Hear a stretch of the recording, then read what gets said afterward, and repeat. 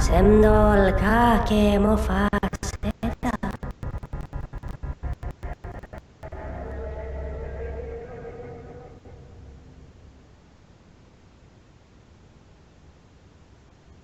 Welcome once again to EVE Online Talking in Stations. I'm Matt Arall, News Chief at Matani.com. Talking in Stations is a show about EVE Online and the players that inhibit it, and also the things that happen inside the game. We have a great show lined up for you today. We're going to be talking war again. We're going back to that topic. And we're going to talk about Sarinin in particular because there's been a lot of combat there. For this episode, we have guests. We have our normal panel of Drayden and Dirk. I'll come back to you guys in just a second. But we also have guests, Muhadin from Hard Knocks, and we're going to talk a little bit about something very special that they did. They were the first ones to put up an actual Citadel. And as far as the war goes, we have Manfred Sidious from Pandemic Legion, and we have Kelmac from NC. And we also, on the other side, have the Boat. And he's joining us from the Imperium. All right, so let's do some quick introductions. People hear your voices. Drayden? Drayden Trevere with Multiplex Gaming in the Bastion, and also do the Open Com show on Thursday nights. I remember the name this week. Very good. Very good. Dirk? Hey, what's up? It's Dirk McGurk from also from MPX Gaming in the Bastion Alliance, and on that show that Drayden's on. All right, so if I could start with, we'll go backwards. We're going to actually introduce somebody who's familiar to TMC Media, and that is the Big Red Boat. He has his own show on TMC Media as well. Hi, Boat. Hello! I'm the Big Red Boat, and I am in Merch Industrial, which is in Goonswarm Federation. Welcome. And I do things. Welcome to the show. I know you guys, you have a great show, and you have always a bunch of people watching the war, really. Yep. So let's move on. We're going to introduce Kelmac from NC. Is Kelmac with us? And if not, we'll go to Manfred Sidious from Pandemic Legion. Hey, how you doing, guys? It's Manny from Northeastern SWAT and Pandemic Legion Stews Corp. Just a fine fellow neckbeard that enjoys building up spaceships. You're very modest. We know you have a wealth of knowledge. People always consult you about just about everything that has to do with combat and PvP. Last, I'd like to introduce from Hard Knocks, which is a Wormhole group, is Muhadin, who that's what he's known by most people. And how are you doing, Muhadin? Yo, what's up? I'm Muhadin from Hard Knocks. I'm the Logi Director. And you mean Logi, you mean logistics, right? The study. Yes, there's a lot of logistics that go on in Wormhole, so... Awesome. All right, so thanks very much for coming, guys. Appreciate it. I think we lost Kelmac. Kelmac, we'll leave that on. He has some things that are going on in game. Are you? Hey, Kelmac, how are you doing? Do you want to give a quick introduction of who you are? Yeah, my name's Kelmac. I'm a fleet commander for NC. That's about it. Awesome. Did you sneak out for a bio?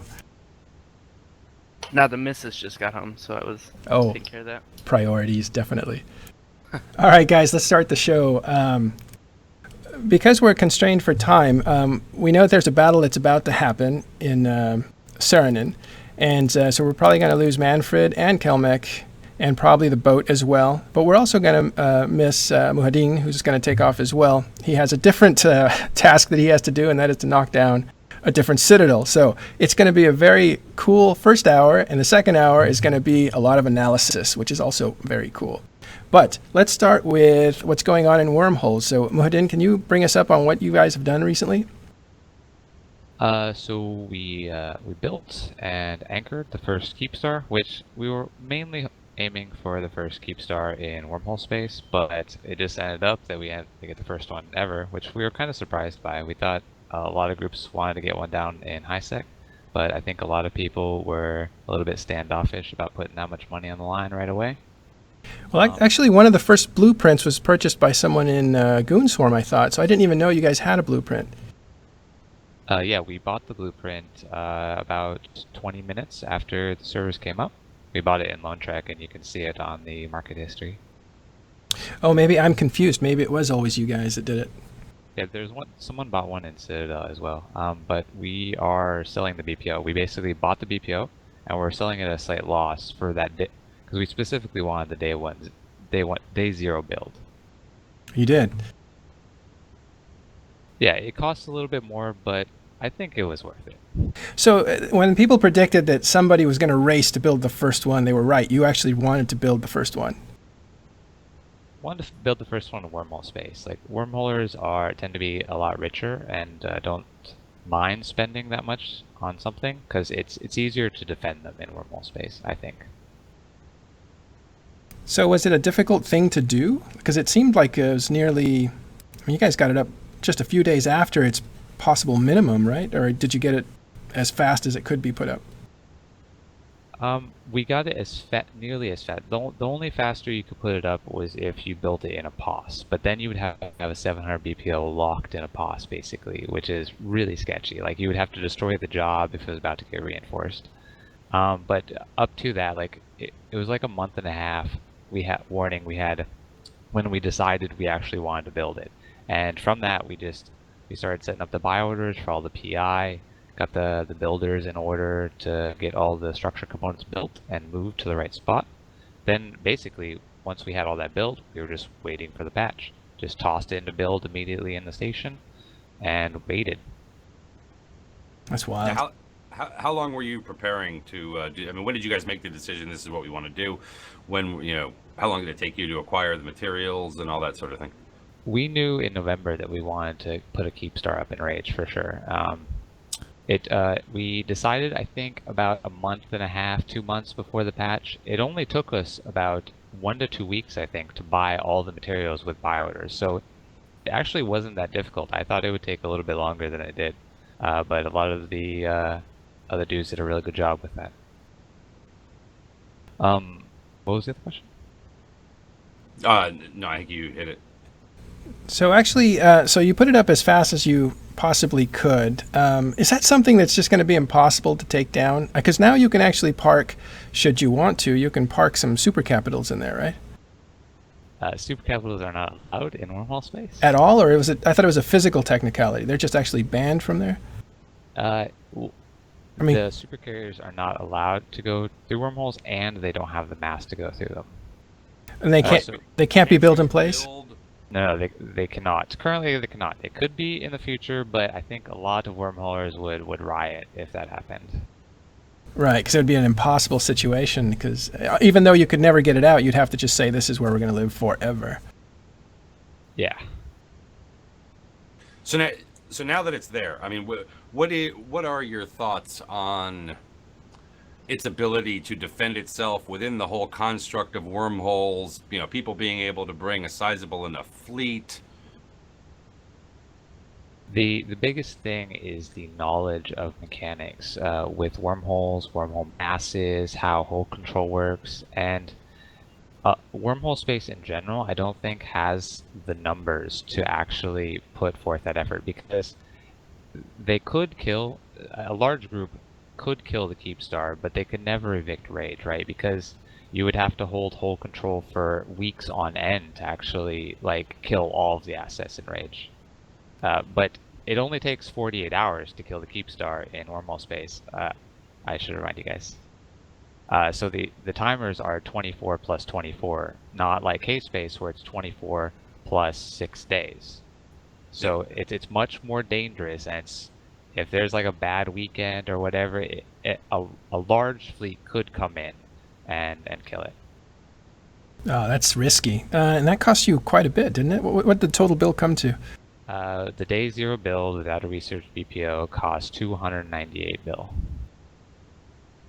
Oh, okay. I thought, wasn't the... Fully fit?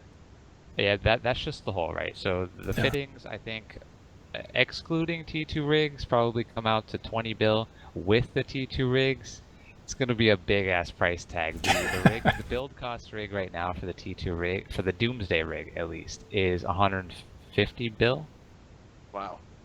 It's just the T2 salvage, supply that's the issue. Wow, so do you guys have a name for the fortress? We do. It's called Fort Knox. That's awesome. Apparently the N is silent, though. That's awesome. Well, congratulations on that. It's quite a task. Thank you. It's amazing it happened as quickly as it did. I wasn't expecting that at all, especially from a Wormhole group, because there was a lot of them blowing up in there, weren't there? A lot of Astra House, yes, and a lot of Fortizar are going to be blowing up as people get their hands on them and start anchoring them, and we find them. Yeah, and you find them. Right? Oh, that's awesome. Okay, can you tell us where you're headed after this show or during the show? You're going to take off to do what? We are actually. Is this show live? Oh, Yeah. So it's live at the moment. OPSEC, yeah, all right. But maybe not the exact. Okay, wormhole, but- maybe you don't have to say what you're doing. Somewhere deep in Wormhole space, a Fortizar will die soonish. Sorry to make you give that away. We should have just said no. We're not live. Tell us. Whoever has one coming out is going to know it's them, so it doesn't matter. Unless there's more than one or something. No, but definitely congratulations for being the first to put one up anywhere. I mean, it's just Yeah, I think. let alone in a wormhole. When we were putting it up, I did a lot of practicing on Sissy, make sure I got all the anchoring mechanics right and stuff. So I got really spoiled with such a large structure. But so when I got it on TQ, I'm like, I've seen this before. But for a lot of the HK dudes, they hadn't been on Sissy, and they saw it for the first time, and it was great. Oh, I yeah. think everybody enjoyed themselves. How do you find the gunning mechanics? Because apparently you were the one behind the Doomsday for that first Doomsday shot.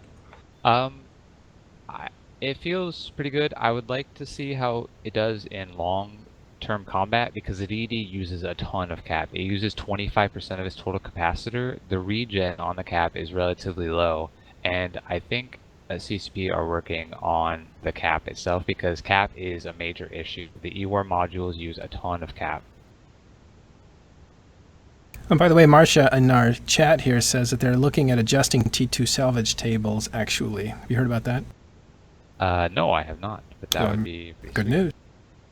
It might be good news. All right, let's bring in our other guests because we want to talk about Sarinin, and Hudin, you probably have something to say about this as well, so feel free to contribute.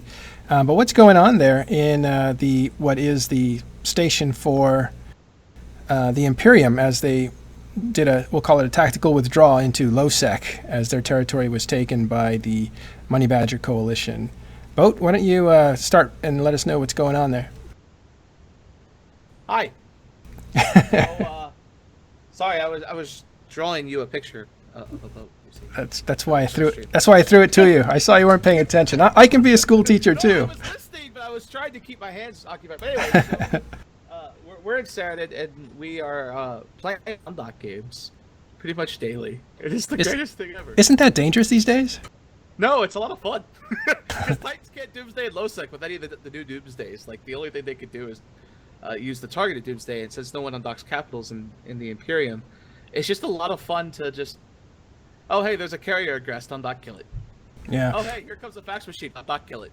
Oh, hey, they're camping the undock with 100 ships. Okay, undock interceptors leave. All right, so there was a couple of fights. There's been a couple of fights in there that have been pretty costly on both sides, and we'll go with the first one, and that was maybe Manfred Sidious, if you're familiar with it. That's the one where a lot of apostles, which are the new auxiliary ships, were destroyed. Yeah, that was a really, really fun fight for both sides, and I think that's the type of fight that I think CCP wants to encourage, and by that I mean both sides got something out of that fight that was enjoyable for them. For the CFC side, they get to kill multiple fax machines, and they're, PL Keepstar is pretty pimpy, so they're nice shiny kills. And then PL got to kill lots of battle cruisers, or the Money Badger Coalition got to kill a lot of battle cruisers and ships like that. So for both sides, we both got entertainment out of the fight, so I think it was really, really great. From our perspective, we were just testing out some new doctrines and stuff, and we wanted to see what were the limits of the carriers and of the fax machines, and clearly, the CFC was a really great opponent to test it against, and we had a really fun fight. Yeah. What was the spark for that fight on day one? What was it? Was that Monday of this past week? Was it Monday? Was it Monday or Tuesday? I can't remember. No, Tuesday was the second one. Where it kind of flipped in the opposite direction. It was some Monday or Sunday, but we had kept, I think it might have been Monday. We had, every time they would undock a carrier, like NC Dot would undock a carrier, we'd undock and kill it, like if it would aggress, right? And so you'd form a big fleet, undock and kill it. And it just so happened that we had formed like 200 mans, and they decided, I think it was Ipsimus decided to drop a couple of fax machines, a couple of carriers, and a couple of dreads without any like subcaps right into 200 hurricanes. And then I think it was Mittens was just like, oh hey, let's bring everybody. So we got up to like 500 dudes, and we were just zonking capitals. And they brought in Proteuses, and the Proteuses didn't really do much because they only had like 50 at the time because they had been camping the station with very minimal dudes, right? There wasn't a lot of dudes. And so the Monday fight was just capitals versus subcaps. It reminded me, I remember I undocked, I took a screenshot and I was quoted as saying, hey look, I'm back in my Drake, and there's a rated Titan in the corner in Veto. And that's what it felt like. It just felt like, oh hey, you got locked by a capital ship. Oh, you're dead. Oh, you're dead. Oh, you're dead. Oh, you're dead. I think my Eagle got 2-shot. it had like 130 sig. It had like 200,000 hit points. Boom, dead. Wow. Boom, dead. So Yeah, what it was? just like what? This was being shot by what? Dreadnoughts with high angles? Mine got killed by 3 carriers. Yeah, the carriers And apparently my are. shields- Fighters. Yeah, the new fighters. I looked at my shields. My shields went to 20% to 30, then back up to 30%, then to 10%, then to dead. Were you locked? Like, I mean, Like 5 seconds. were logistics like permalocking you on that to keep you up? No, I wasn't. I wasn't Wasn't FC. anything. Oh, okay. It was someone else. But it's just kind of like the new capitals. They just the problem is we saw this again today. Is that 20 dread or about 15 Titans or so, and like a carrier and super carrier support. It'll take 500-600 subcaps to kill even one of those, and it's just not worth it. Like you saw Tuesday. When the enemy decides to bring any subcaps at all, and their capitals, then it just turns into a mess. So, Matterall, they're asking if you can boost boat a little bit.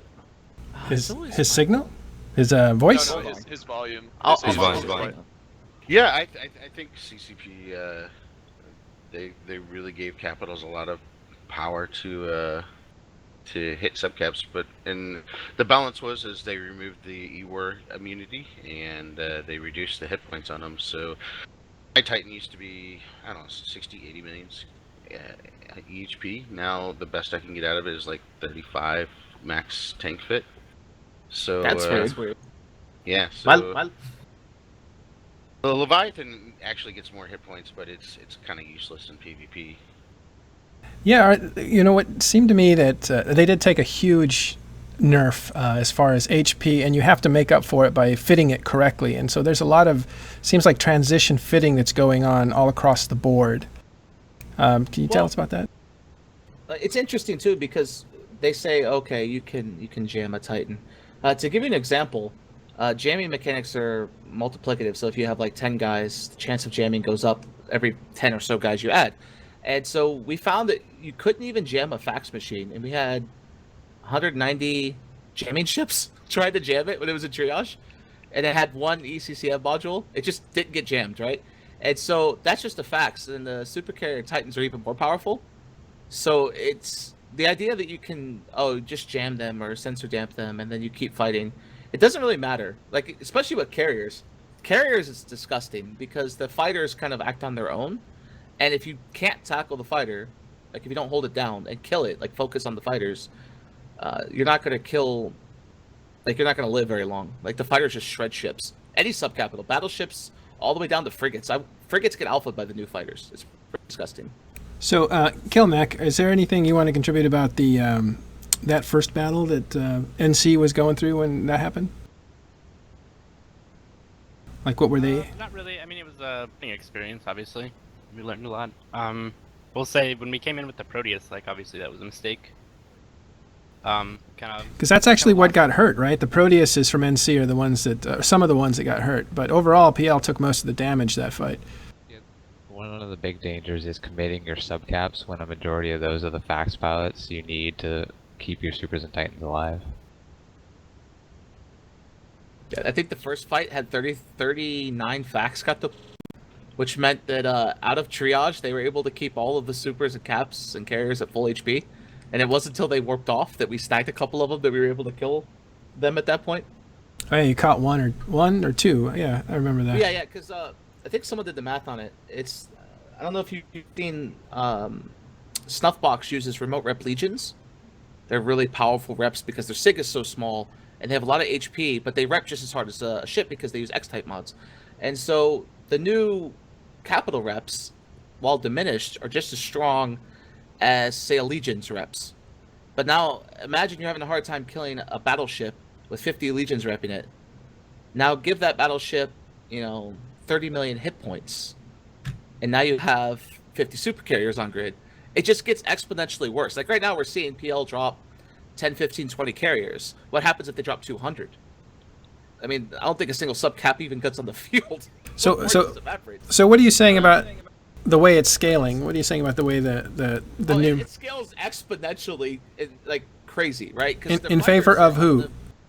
Whoever has the more capitals, right? So if you look at carriers now, they were in that first fight where we lost, I think, 400 Hurricanes. Now, granted, we killed a lot more expensive ships, but talking Hurricanes that are getting alphaed by 5 or 6 carriers, and when it takes you, I think someone did the math, we were losing 28 Hurricanes per carrier or ship we killed, right? So it gets to a point where it exponentially grows. I mean, imagine if that, instead of 20, that was 100 or 150, which is PL's done before. PL and NC together have done that. So it can get exponentially crazy. I don't think CCP has planned on that. Like, the idea right now is bring caps before anything else.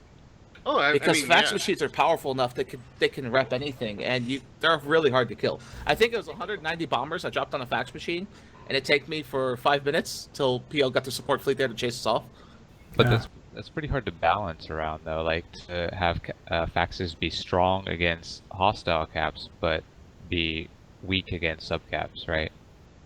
Yeah, exactly. And in that situation, like, you could have dread bombed with insurable dreads and killed a Titan, or it was just like, I don't know, a couple months ago there would be posts on Reddit where like the CFC would be dropping multiple Titans and stuff on just random gate camps and stuff. So smart bombs.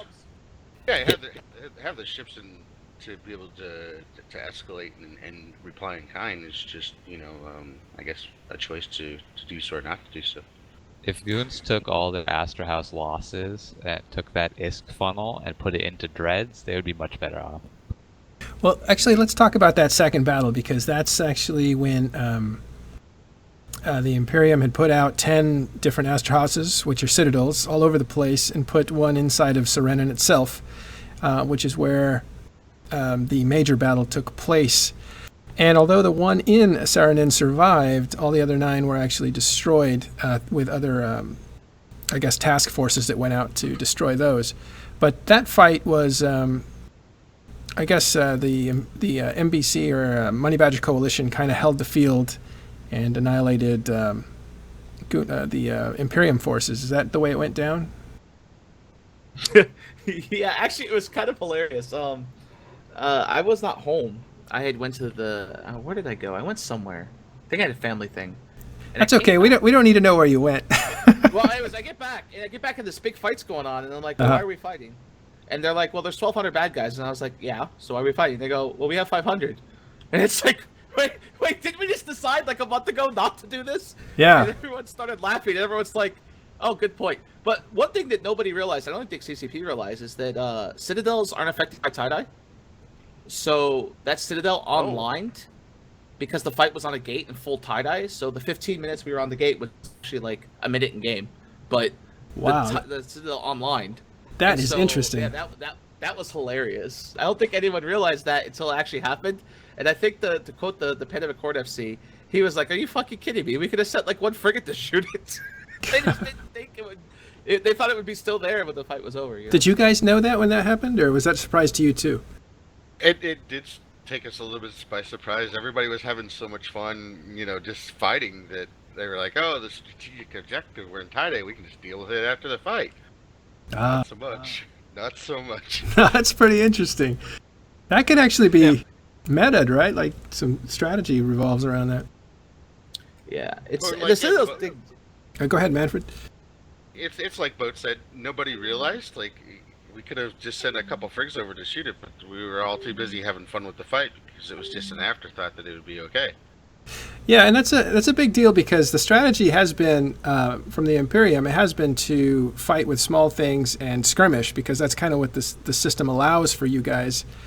You know, a big fight for now would be ruinous to do it over and over again. And so is this, you know, everybody was having a great time. Everybody was fighting, but really the expense came to Imperium because now you've kind of, are you remotivated by this, or is this bad because now NC.PL and other groups are remotivated that you guys might actually fight more? I think it's kind of a comical situation, right? So, it's kind of I say it's interesting because the idea that no good fights will happen is kind of a misnomer, right? It's a weird thing because the good fight will happen. It just when one side wants to more than, I guess, another. Like, so if say they have like 10 carriers on a station and we decide to undock and try to kill them, that could escalate to other things. I think that's what happened Tuesday. Is Tuesday we saw what happened Monday. And we're like, oh, we're gonna get all these fax kills, right? And then you go into Tuesday going, oh, we're gonna get all these fax kills, except for PL called anyone that's not blue to goons to show up, and 1,200 people appeared. You know, the best. I think the best quote of how Tuesday went was the op ping for Monday for Pandemic Horde was B-R 2.0 is happening. Goons have capitals. Get here now. That was their FC's broadcast, and it was like I read that. Went. To be fair, my Rifter is a capital. To be fair, that was not a Pandemic Horde FC. It was just some random. Oh, it was guy Travis invading- Kira, whoever that was. No, it was Whoever he is. Gertrude the goat. All the Gertrude, same. yeah. But anyways, Isn't Gertrude from How Brave? did you not know it was Gertrude? It said Gertrude like 27 times in that. Yeah. So here we go. What's great about it though is that like today we have the Citadel coming out anytime in like an hour, and I don't think anyone's forming up. I don't think we're even going to form frigates. But Pandemic Horde's title of their op to get people attention. Pandemic Horde's on this like new craze, right? And for all these Citadel fights in Sarinin, it's been whenever there's something that Pandemic Horde needs numbers for, they say it's Goon. So Initiative took Rattlesnakes out today and got owned by Titans, and the broadcast said Goon Rattlesnakes tackled, get here quick, you know. Or the Citadel today, their the title of their post was Max, kill all things Goon. Mm. It was like, you know, why would you put that much emphasis on something that cost $1 billion? Right. Okay, but the reason we're bringing it up is because we're talking. No, it's okay. It's the reason we're bringing it up is we're asking about the state of mind of like the Imperium players. Are they remotivated by these fights and stuff like that? But all your points are correct. There are a lot of games about when you ping, what you say, who pings. I think even on the NC side, depending on who pings, you know, you'll get a. Is that right, Calmac? You can correct me if I'm wrong, but pings are important, like on who shows up, depending on who actually put it out or stuff, right? Absolutely. Like, I mean, events is hyping something all day. You're obviously going to get more people in fleet than if, say, myself or one of the other FCs pings like one time right before the op. Oh well, I answer all your pings, by the way, Calmac, just so you know. Like you're a real motivator. To give you an example, on Monday, even though we had all those kills, Bomberwaff, which is the group I run in Goons, the bomber guys, they're kind of mad at me because they're like, why aren't we in ONY oppressing Horde? Why are we having good fights? And they were kind of frustrated that we even fought that, right? And so I guess there's that side of Goon that are left, like the Goons that are left, who have gotten used to the idea of we'll never have Sov. Who cares about Sov? We're never going to really take serious fights, and we're just going to poke at people. They were kind of frustrated with the idea of, hey, why are we brawling and losing all these ships? At one point, on the first fight or the one that happened a both. day later. I think both. I mean, because I understand the first one, obviously, you know, within kind of the current doctrine. I mean, I understand the first one more. It was a target of opportunity off of the undock in the staging system, right? The numbers were not overwhelming against us, so that one made sense. The second one obviously went against kind of the stated, we're not going to throw shit into a meat grinder sort of a thing. But the first one seemed reasonable. Yeah, the first one, it was they didn't. It kind of, like I said, it reminded me of going back 5 years to when we were retaking the North versus like raiding in them, and it was Drake's 1,000-man Drake fleets versus 50-man, 60-man carrier Titan fleets. And that's what it felt like Monday. On docking Monday, it was like, hey, there's a whole lot of capitals. They're spider taking each other. They're throwing fighters at us. Back then, it used to be Sentries with the legendary Manny spider tank fleet of his carriers, you know. I don't even remember what the name of them were. But anyway, but that's what it felt like. It just felt like, okay, we're going to have to throw as many subcaps as we can and try to kill something. And we'll see what happens. And it turned out, like, I wasn't happy at all. I was like, really? It took 400 subcaps to kill 35 capitals? Like, you had to lose that many to get a capital kill. It reminded me of back when. Yeah, and it sounds... Well, I mean, it seems logical, doesn't it? I mean, no, not really. No? Because you got to remember, back then, CCP hated that fact that capitals were like this immortal thing, and that's why they put so much effort into bringing subcaps back into the game. Like, you look at Fozzysolve. Unless you drop a fax machine on a node, you don't see capitals involved. It's all fast ships, interceptors, frigates, cruisers, bombers. It's quick ships. All the hacking ships are frigates and cruisers. You maybe see a Huguenot or something like that for like long range hacking. But it's all fast ships, Cerberuses, stuff like that. You don't see cap ships involved in the solve warfare that much. Maybe you'll see a fax machine that PL uses or something. But that was designed because they wanted to get away from these big, giant 200, 300-man super cap fleets that just sat on a target and made that target either a loss or a win, depending on how many they committed, right? Yeah, I think that's where it's interesting. Let me split up time here. That's very interesting because it does feel like it feels like a little bit right now is still a Wild West as things settle out, but it does feel like, you know, back in the day when a few guys had big ships and they were just destroying thousands of guys in little ships. Like, that's back, and that's pretty exciting for everybody because that's kind of like the origins of Goons was still we'll clog your cannons with our corpse kind of strategy. Yeah, I have a counterpoint to that. Like, yeah. You know, so there was 400 subcaps, and I facing off against like the carriers and the faxes and stuff like that. And I think the 400 subcaps is like the proverbial equivalent of trying to dig a ditch with a bunch of spoons. Had they taken like 20 to maybe 50 of those pilots and put them in a dreadnought, which just had their build costs reduced and are insurable, you know, 50 of those guys could have taken out a Titan or two easily before they would have probably before died. your super capital fleet landed.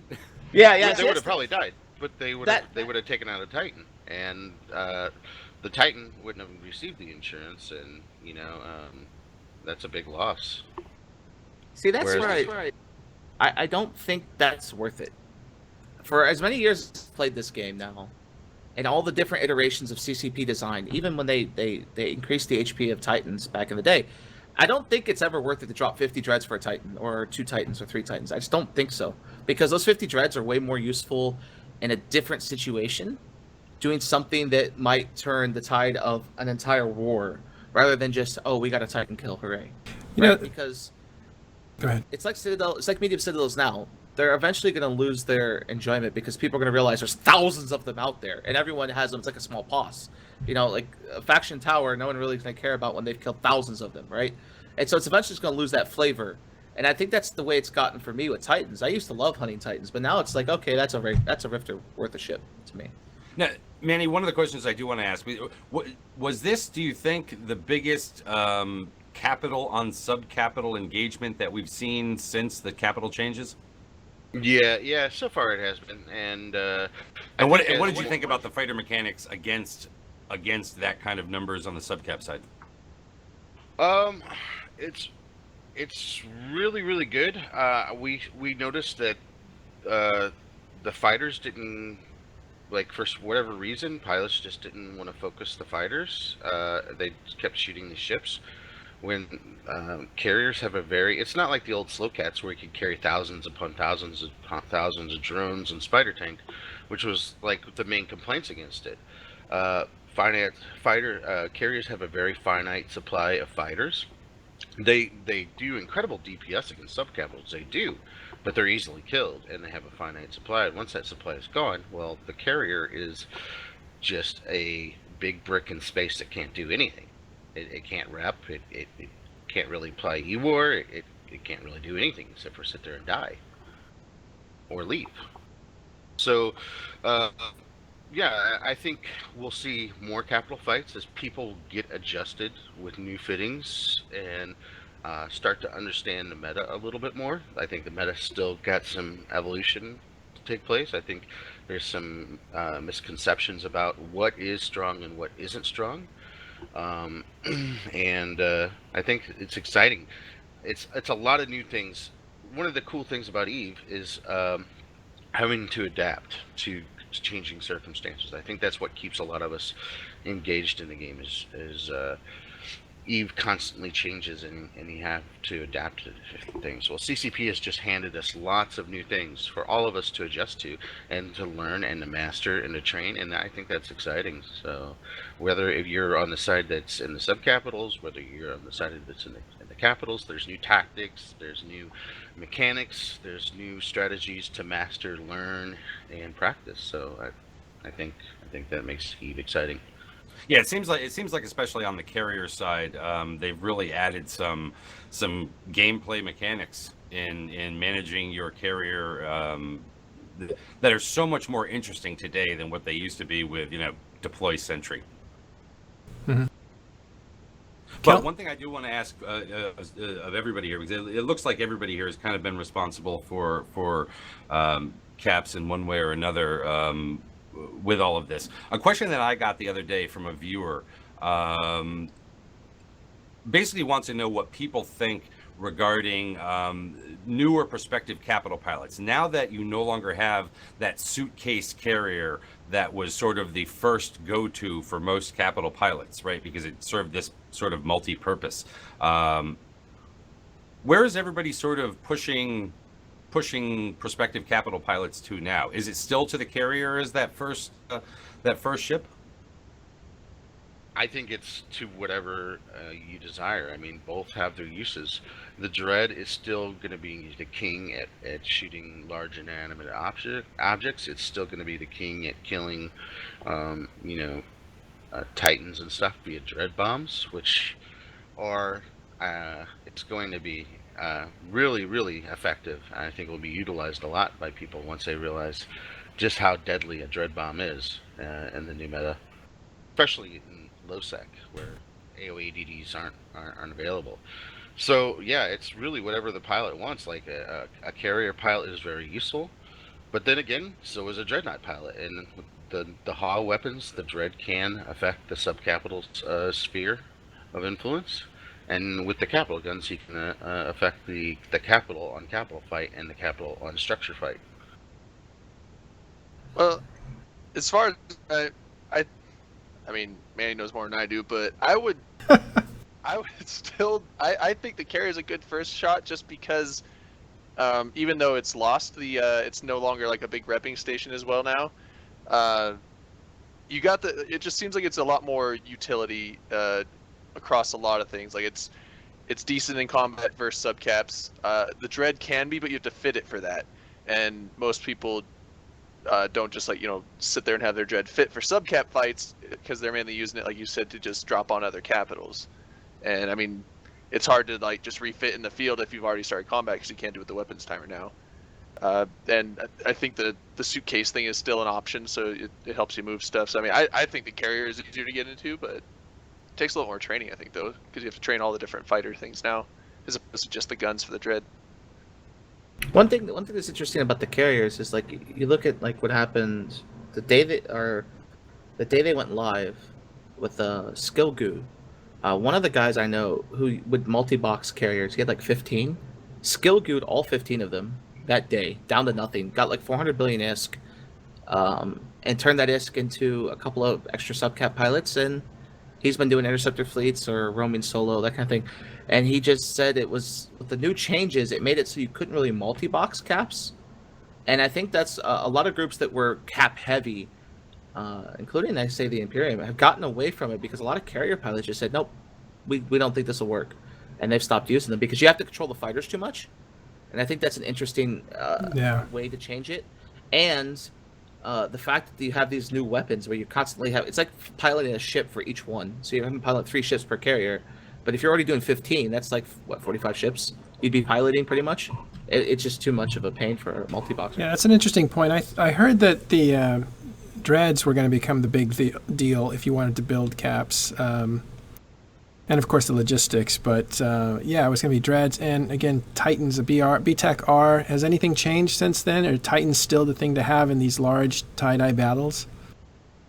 To some extent, like I think they're the ultimate solution. They're the easy solution. However, super carriers, I don't think people understand how strong they are quite yet. And another thing about super carriers and carriers is there is so much room for outplay with carriers and super carriers based on being good with the mechanics versus just F1, F2, F3. They're very APM intensive and very skill intensive. So if you're very good with the mechanics, with the fighters and things, it's amazing some of the things that you can pull off and do. Like I'll take 20 Thanatos in against 20 Nyx, and if my Thanatos pilots are better than the Nyx pilots, it's going to be 20 dead Nyxes and hardly any lost standings. But during that engagement, when they had the carriers out there, what was the effect of going after the fighters that they were putting out? Well, that's the thing, is that I think there was an interceptor fleet, which interceptors are really good at killing the fighters, trying to kill the fighters on Monday, and the FC was saying they were having no success. Like, they weren't killing any of them, because what they would do is as soon as they would get on top of a fighter, if they didn't have scrams of it, because most of our interceptors are long points because they're designed to go fast, get to the target, get at distance so they don't get smart bombed and then get out, is that they hit the micro warp drive and the things just disappear. Like, the fighters just zoom off. And you can't catch them with an interceptor. Like, you're not going to catch up to them, so you can't kill them. We were trying to kill a carrier's fighters yesterday in OMY, and all he did was hit his micro warp drive and zoom them off in a random direction, and none of our interceptors caught up to him. And so that's an interesting way to look at it, is because they're treated like an individual ship, and you're just piloting 3 of them. If one of them gets targeted, you just zoom it off. What I think hasn't been seen yet, because there hasn't been an opportunity for a cap-on-cap fight on a big scale, say versus a PL or versus an NC dot, with anyone, even in low sec, is the new super carrier fighter weapon. The Doomsday? It's like the big Doomsday on each of the fighters. Those are faction fighters, yeah. Yeah, well, no, those are the suicide ones. I'm talking about the secondary weapon that's on the super fighter or the heavy fighters. It's like a giant bomb that hits one target, right? A giant missile. Yeah, they're like torpedoes or something. Right, and someone, I think it was one of our guys, dropped an Aeon on a ratting carrier and killed him in 2 minutes because of the new fighter missiles. He just locked him, fired the fighter missiles, the guy went down to half armor, and then he just killed him and died. And in a big fight, you see 100 super carriers appear. What are those missiles going to do versus one Titan? Are they going to zonk that Titan off existence? Because those reload a hell of a lot faster than a Doomsday does, especially in full tie-dye. I mean, a Doomsday in BR was an hour before the Doomsday was ready. So I only had 6 off in BR. Whereas with the super carrier fighter thing, I think they cycle every couple of minutes. So you might get twice as many, 3 times as many in an hour. So that'll be interesting to see. Hey, I have to head out, so thanks for having me. But before I go, I just want to tell Boat to Scrambler shut off MWDs on fighters. Yeah, no. Oh, tip. Hey, thanks a lot, Manfred Sidious. Pro tip from Man. Thanks a lot for coming. Do you guys, Calmec, do you have a chance? Do you have time for one more question, or do you have to take off too? Yeah, I got time for one more. Excellent. I wanted to hit, and Manfred, thanks for sticking around. Appreciate it. Yeah, thanks. Take care, guys. You too. Good to talk to y'all. All right. Thanks, man. I wanted to talk about culture. This is going to be a bit different than, you guys are FCs and you guys control a lot of people and all that. But one of the big components of running fleets is kind of like what they consist of culturally. Like, are they noisy? Are they, is there a lot of people coming down on each other and that sort of thing? And it's not propaganda, but in NC there doesn't seem to be too much of that. Now, how does that happen? How do you? Because you're a very calm presence. I've never heard you yelling at people or dressing them down, and that's just your personal style. But is that something you do on purpose, or is that just your natural demeanor? kind of just like natural. Like I don't. I've definitely like I don't know how you haven't heard me yell at somebody because I've totally done that before. But it's only like if somebody does something like really. I always think it's Satan, like somebody else. Yeah. Like, but no, it's just like I mean, if you go off on somebody in fleet, like that doesn't really help the fleet at all. If anything, it makes it worse. Then there's just more noise, right? Yeah. But it just seems like there's a culture of like fleets tend to be kind of calm. They weren't always like this, and it depends on the FC, I guess, the FC's personality. I mean, there's kind of a fine line where elitism hits toxic, right? Like, you wanna like stay and keep your guys on point and keep them good, but not be just so elitist that it's completely toxic and annoying to be around. Yeah, and is that something that you like? How do you manage that? Because I couldn't do it. I would be cracking down every 2 minutes. But is it like you let a certain amount of people have fun, or a toxicity exists?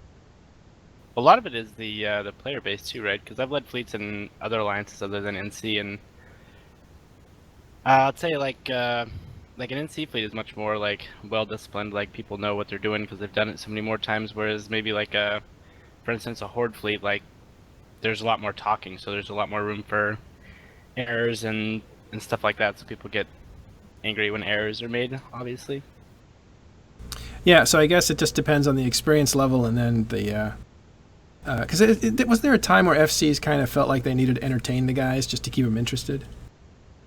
So they would set Fleets. Yeah, in fleets, they'd allow like loose comms, and they'd kind of go back. They'd kind of jest with, like Fufa was good at that. He would jest with the people as he's running a fleet. Travis would, he'd be smarting off quite a bit in fleets and stuff like that, and that kind of invited it. Yeah, I'm all about the puns. Yeah, PK still does that a good bit, especially on like PK, tower yeah. bashing or really boring ops. That's Poison Kevin, is that right? Yeah. I mean, I found that it really depends on the FC. It depends on whether or not the shit's going down. Oddly enough, in a lot of the Imperium, it's pretty good as far as voice comms goes. It's pretty good and quiet unless the FC says, "Hey, go ahead and talk," and then it just goes crazy. But your chat might be lighting up with shit, and But it really depends on the FC and how they want to manage that particular fleet, and you kind of get to know FCs over time, as to what they expect. Some guys want really tight discipline, probably because they're just really focused like that and don't want that noise going on in their ear, or they're on channel commander or whatever, talking to even more people outside of the channel. Yeah. I mean, Bode will sit there and read to us. He's been known to read stories. Do you read the classics, the greats? I've read the Bible. The Bible. I started Genesis 1, and by the time I was at Genesis 2, they were all baptized? Yeah, they were done with that. Did you get any converts? I think that's really interesting. I mean, well, and see, that's the thing is mine's the opposite. Like you described myself as being quiet, and I can't have quiet on a real fleet, like on a battleship fleet to a frigate fleet.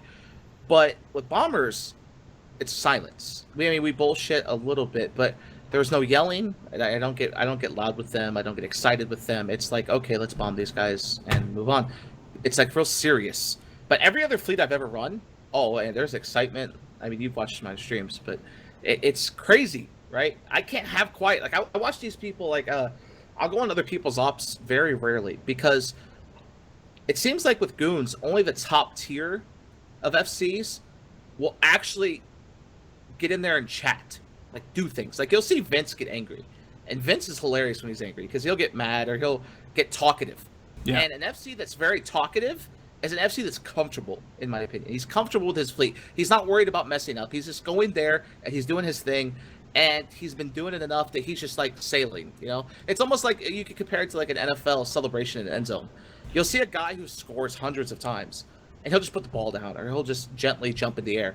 And then the guy that scored that first touchdown's doing a backflip, the ball's going in the stadium, and it's excitement. And that's how I think FCs treat their fleets. It's the guy that's been doing it a while, he doesn't mind chit chat. Like I'll tell people, you don't have to be quiet, you don't have to say check, you can talk, it's okay. And they're like, wait, we can talk? Is that Yeah. allowed?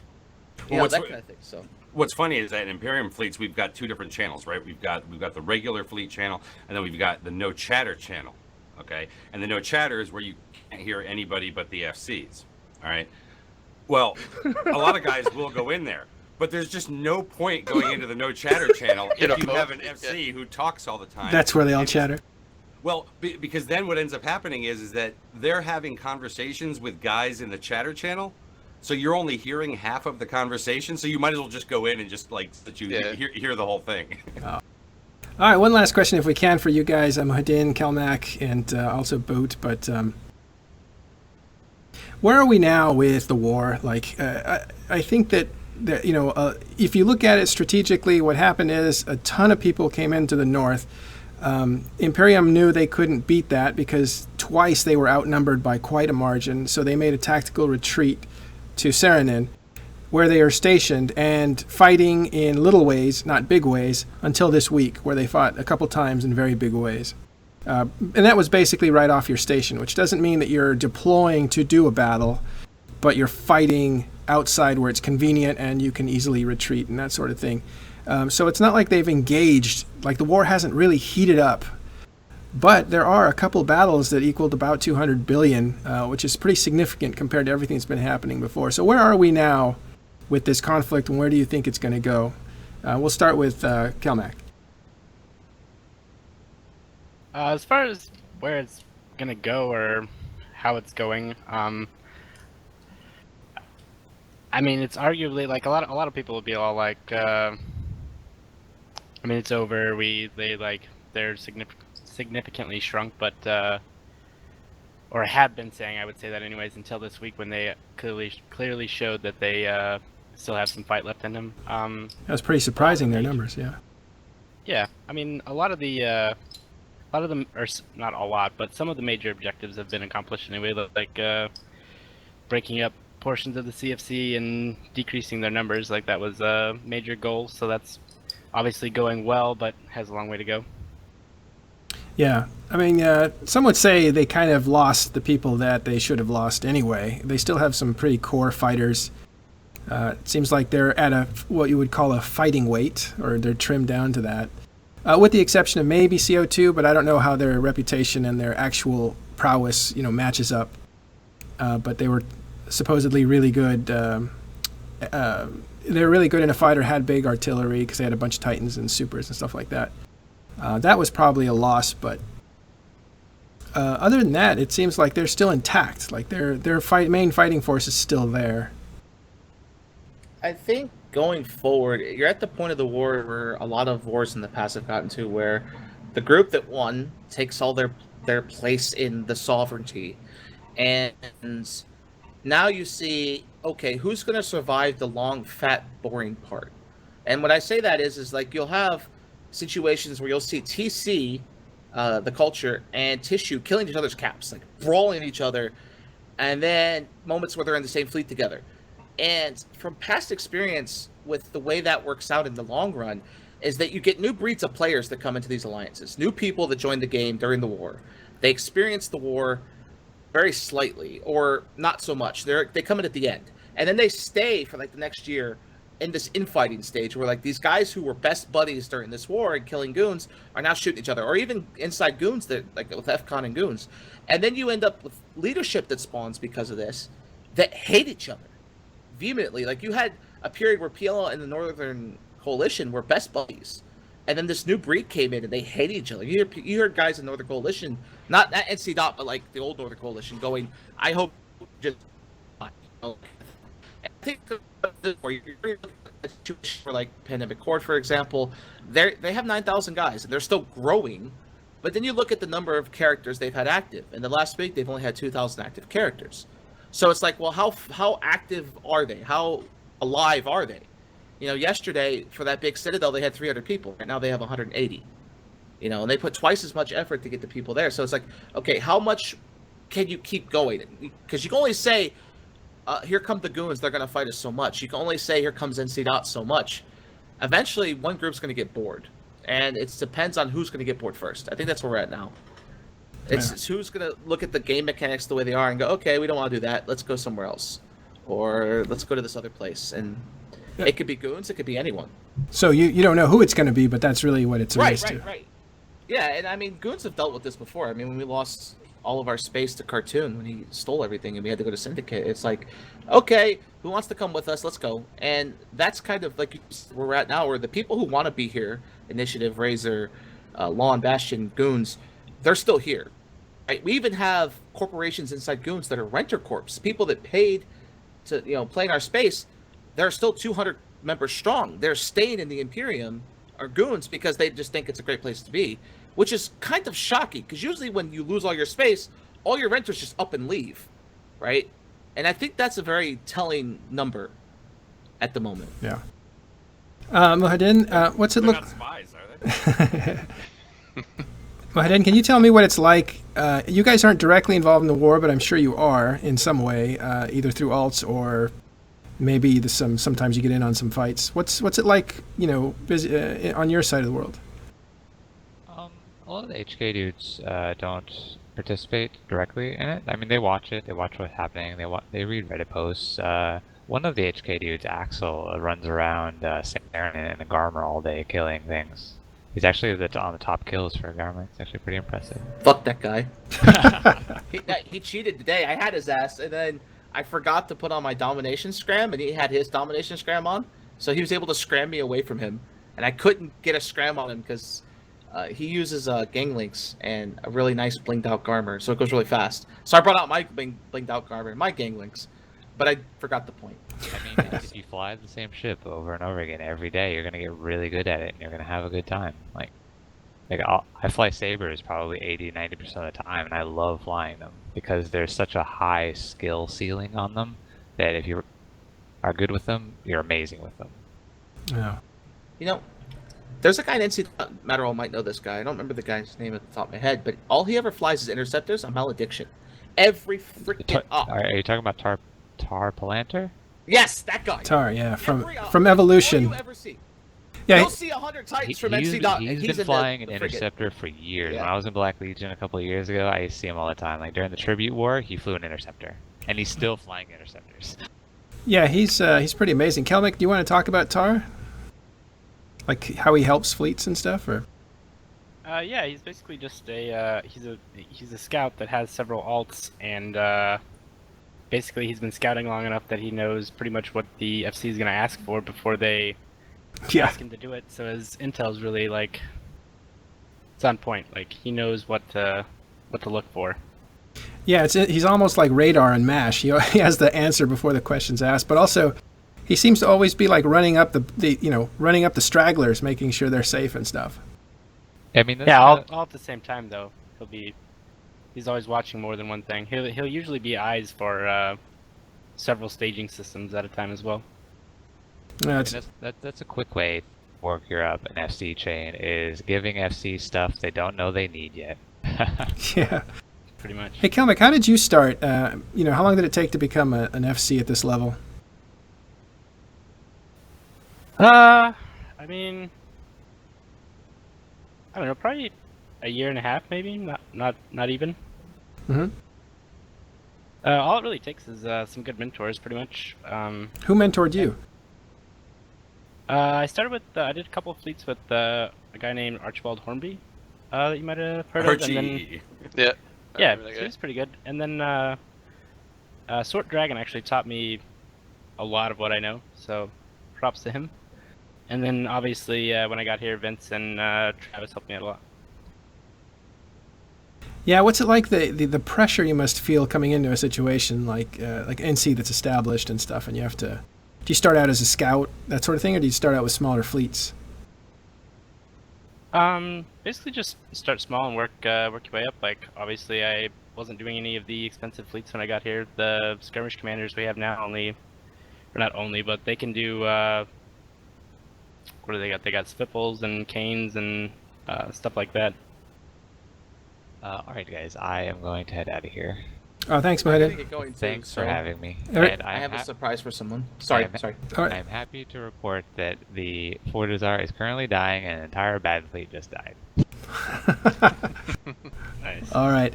Thanks, Mohadin, for coming and talking with us about your putting up your, what is it, Keepstar? Yes, Yep. the Keepstar. Yeah, congratulations on that. Thanks for coming. Thank you very much, and thank you for having me. Thanks, See you Bo. guys later. How much time do you have, Guys. Boat? Oh, you got to take I off? gotta go. They're asking me to blow something up, so I think Horde's getting it blown up now. All right. I gotta go. All right, bye guys. See you later, man. Later, See you, Bo. Bo. Thanks for coming, man. See you, man. Thank you for having me. Bye. Bye. And Kelmac, can you stick around, or do you have to take off? Oh no, I got time because White and PK are covering for me. So Oh, excellent. All right. Okay, so we're going to take a quick break, though, and then we'll be back. We're going to have Kelmac with us from NC Dot, and we're just going to talk about some of the stuff going on in EVE that we'll get to in just a second. All right, so this will be about 4 minutes.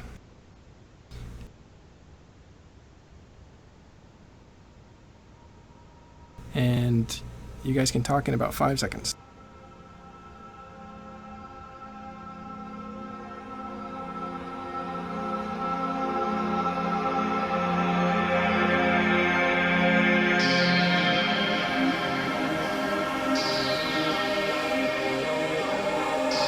I'm just gonna dip out for a minute while we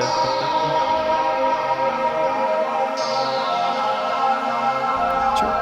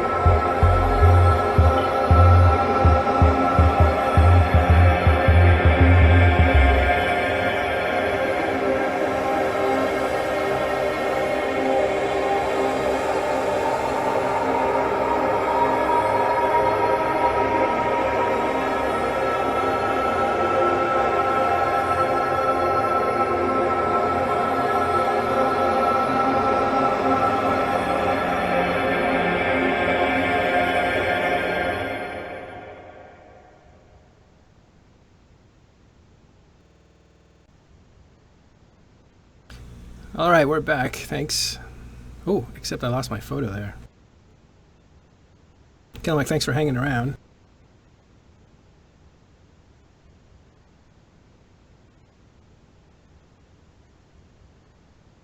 All right, we'll just take a second to get reshuffled here. When we lose a person from camera, we also shift around in Skype, and so it makes a big mess. So, all right, guys. There's a lot of topics to cover, but do you guys have anything on your mind that you want to talk about?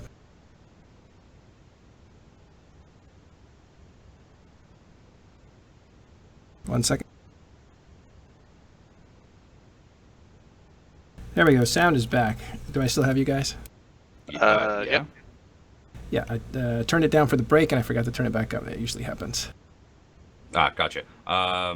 Yeah, I watched the 07 show the other day. I don't know that there was anything super important to report from that. I kind of had my little notepad out, ready to take notes, and didn't really come across much. I was hoping that they would have discussed what I'll mention next, is that next Tuesday is when they are releasing on Tranquility, the live server, these new dailies where you'll be able to earn 10,000 skill points per character.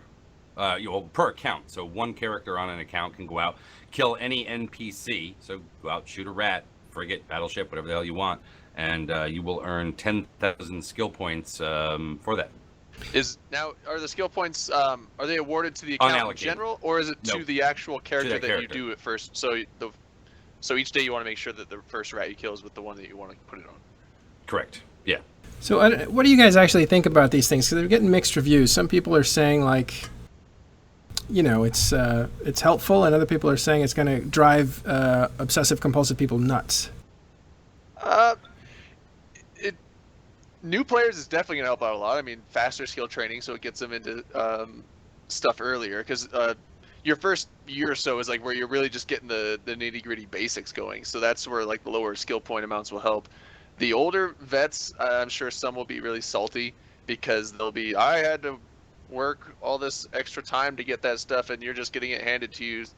But I mean, the older characters, it's a bunch of new skill points, but as far as the skills that older players are training are month-long skills, so it might give you a few extra days off of that by doing the dailies. So I don't think it's a massive boost, so they might not care about it as much.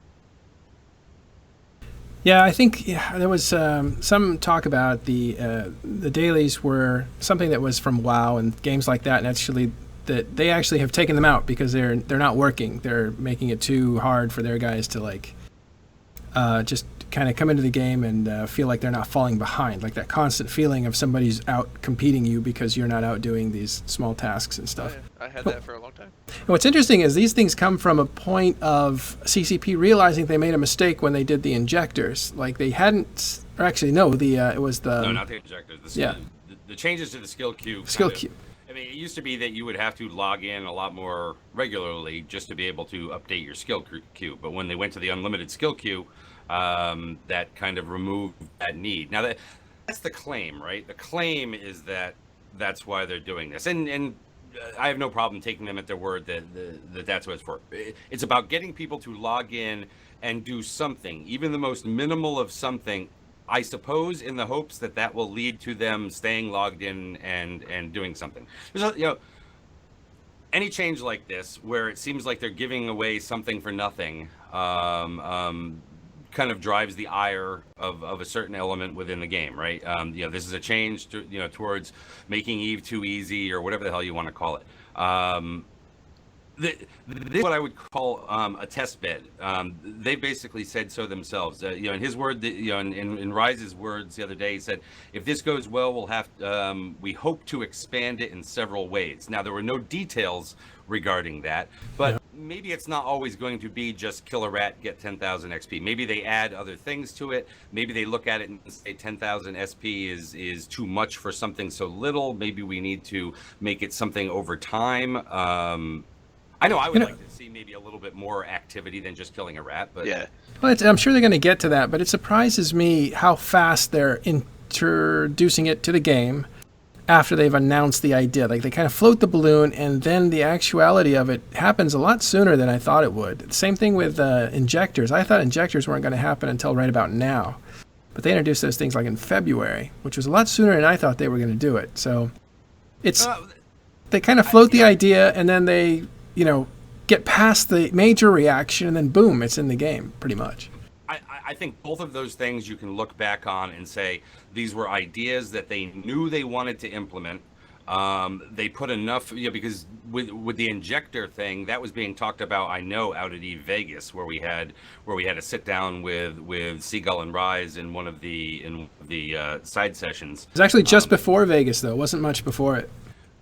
Right, but that was the first place that we really got to see them face to face and kind of, Yeah. where Seagull got up there and really gave kind of her thoughts behind it. Probably better that it comes out. Well, let's put it this way. So they did that, and then they had enough time to get some feedback. But I think that what it is they know that they're putting this out. Just how exactly they're doing it is what they want the feedback kind of on, not the fact that they are in fact doing it. Well, I'm wondering, because the main reason they're doing it is to get people to log in and play, but it almost kind of counters it with the fact that, well, the thing that you need to do to get the skill points should only take about a minute or two. Log in, go kill a rat, log out.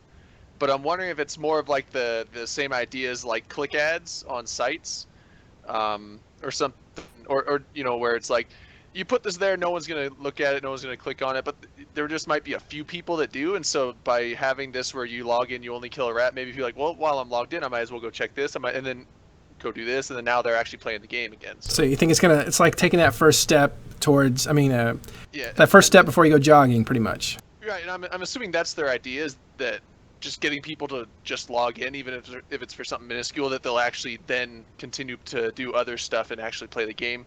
But I don't know if it's going to have that effect for most people. There might just be a bunch of people that log in, kill a rat, log out, and then go back to what they're doing.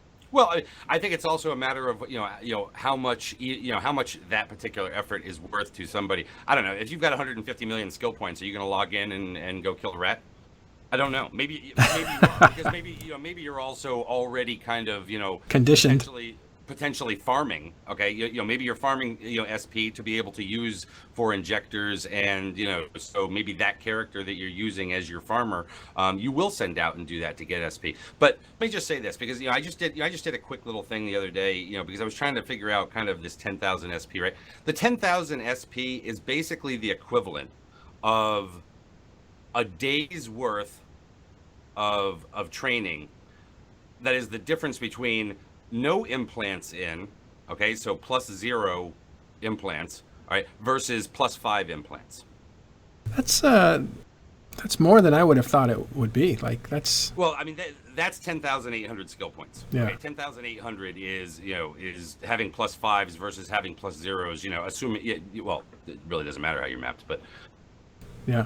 No, so, I mean, it's not some huge amount. Now people throw the number out there of 3.9 something million skill points a year. If over the course of the year you log in every single day and go and kill a rat and things like that, I think that there will be some people out there with OCD that probably do that. I think that there will be some people out there, especially newer players, that this gives them the ability to do something to grab a little more SP. But we'll see how this rolls out. Again, I think that this is the baseline. They're going to see how many people take advantage of it, and they're going to adjust as necessary. Now, who knows? Maybe that means more SP. Maybe that means harder to do. Maybe it means more things to do. Let's ask some of those higher end questions though to Kelmec, who's someone who's obviously experienced and out in nullsec and deals with people who are pretty much set. They have multiple characters. They find heavy duty ships and have different accounts for each one of them. That sort of thing. Kelmec, do you know what these things are, the dailies? Are you familiar with them? Yeah, I've heard about them. I think they're amazing. They definitely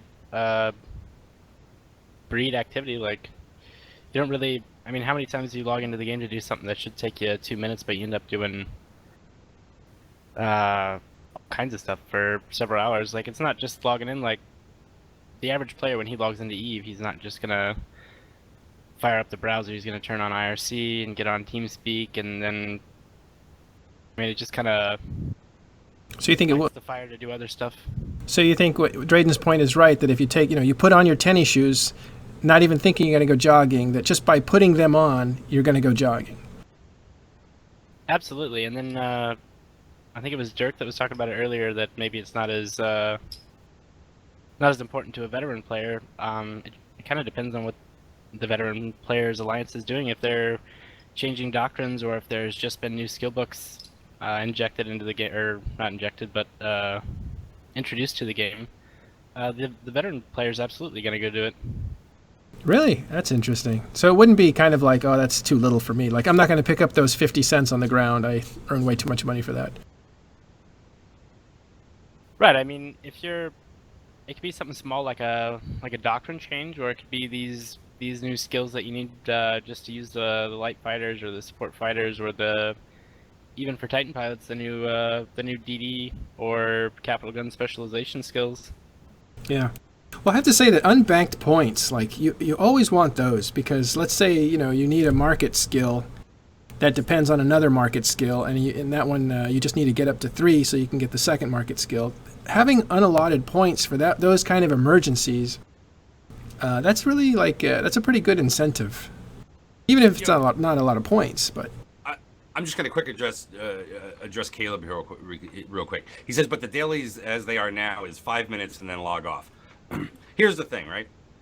If you're one of those people who the only reason you're doing it is to log in for 5 minutes, go kill a rat, get your 10,000 SP, log off again, if that is if that is kind of what you're doing, don't worry about his SP. He ain't doing nothing with it. Maybe he's going to sell it, but so what? So is so are all kinds of other people out there.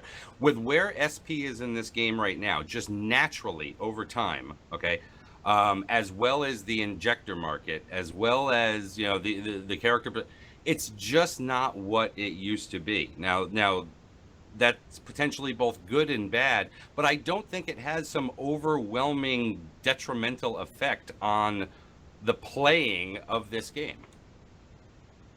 All right, well, that's a good point. I mean, the people that are going to really be doing it a lot are the people that are going to actually use it.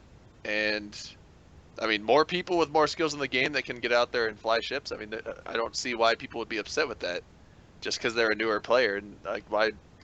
Who cares if they're catching up faster? If they actually think that by getting people to log in, I don't personally think that that's how it works. Okay, I think that anybody who's only logging in to do that, I don't know what that really means in the grand scheme of things. Which is why I'd like to see something that rewards people who are logged in and doing things. But I just don't know how you get there. Is it only like, the longer you mine, maybe you get, the longer you mine, the longer you do something, can you get up to like, upwards of say a 5% increase while you are doing things? I don't know.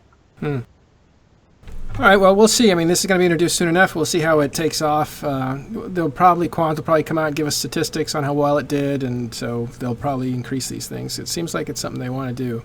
I think the majority of things they're doing now is to close the gap between 13-year-old players and 6-month players. They're trying to make everybody viable, at least the new guys, in a situation where the game is really old and they're very experienced people. So these skill things, like, it just seems very natural for that plan, the people they're focusing on, who are actually the majority of the game right now. But if I could, I would like to ask Kelmek, since we have him, if this is kind of a question that maybe some players, especially newer players, are thinking. Because right now, in order to play EVE, there are groups that you can use to get into, like Pandemic Horde and Karma Fleet and Brave Newbies, the original of this sort of thing in this later era. But if somebody said, I want to be an NC, like, what are the steps that somebody would take to climb all the way to NC dot? As far as getting in, I mean, be active. Obviously, it helps if you PvP a lot, or maybe not helps, but is essential. And then be able to fly all the ships that we fly, pretty much. So you need SP pretty much to get in. Especially at a point now where, there's a certain limit, right? You needed to have over 40 million before you even considered getting into one of the higher end alliances. Now 40 million is something that can be attained instantly if you're like wealthy enough. So does that change things? Like, the experience doesn't match the character anymore, or was that never an issue? I mean, skills definitely looked at. A lot of the corps. I mean, every corp has different requirements to get in, obviously, but a lot of the corps will require 15 or 1600 plus kills before you are considered, pretty much. But I mean, it's not all SP based either. Like, if you're a really useful person, you're much more likely to get into a Right. higher end corp or alliance. So that was my question: is like, what are those professions that people should be training if they want to kind of get in the door? So I don't know that it's professions really, like as far as skill wise, but maybe just skills. Scouting is obviously incredibly important. Probing is good. Being an FC is amazing, and that's something you can start doing. Maybe not day one when you join, but a couple weeks in or whatever. You can start trying to do that or trying to do small gangs. So Basically, it just comes down to just being useful. If you can be useful, like you can go do stuff, you can go light a sino if a sino is needed somewhere, stuff like that. You'll get noticed. yeah, that's what I would say. Like, learn how to. First of all, you need to learn how to fly in nullsec, so that you don't just instantly get killed. And that takes certain skills. You got to learn a certain dictionary or vocabulary of what things are saying. And we presume that you've had 6 months of experience and you kind of learn all that kind of stuff. But after that, it's probably scout and maybe training for logistics. I would assume is always like they never turn down another logistics ship. Right. Yeah.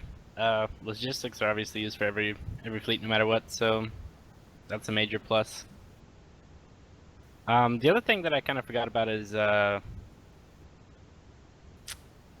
like financial stability. Like you need to be able to replace ships if they blow up. A lot of the doctrines we use are expensive, obviously. Actually, that's probably what keeps people out the most, isn't it? Just the cost of keeping up. Yeah, I mean it's just initial cost. So our SRP is pretty good. So it's just initially that's a good chunk of money into doctrine ships. Yeah, so actually, once you buy all the ships that you need, you can basically, with a lot less upkeep, you can basically keep up as the insurance money pours in and SRP kicks in, the ship replacement program, and so that allows you to stick around and be active. Plus, I find that corps, when you're active, corps will have some ships that you can borrow, like if you're trusted. Right, yeah, some corps have totally corp supplied ships. Like when they lose a ship, they'll have the SRP sent back to the corp, and they'll get another one and put it back in their ship cache. Oh, really? Who does that? Are you allowed to say? I'm pretty sure Evolution. Like there's Oh yeah, several Evolution. corps that do it, but I'm fairly certain that Evolution does it extensively, and it works very well for them. Yeah, Evolution has been a socialist, that's what they call themselves, a socialist corporation for a long time. And Evolution, for those of you that don't know, was kind of the center corporation of Bob back in 2006 through 2009, along with Rokoku. And I would say DICE and FinFleet and those groups. But yeah, that experiment of being able to not have to like grind or, rat yourself to death in order to keep up with the expenses.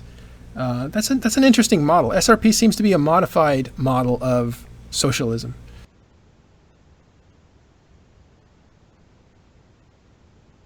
But yeah, that works. Like,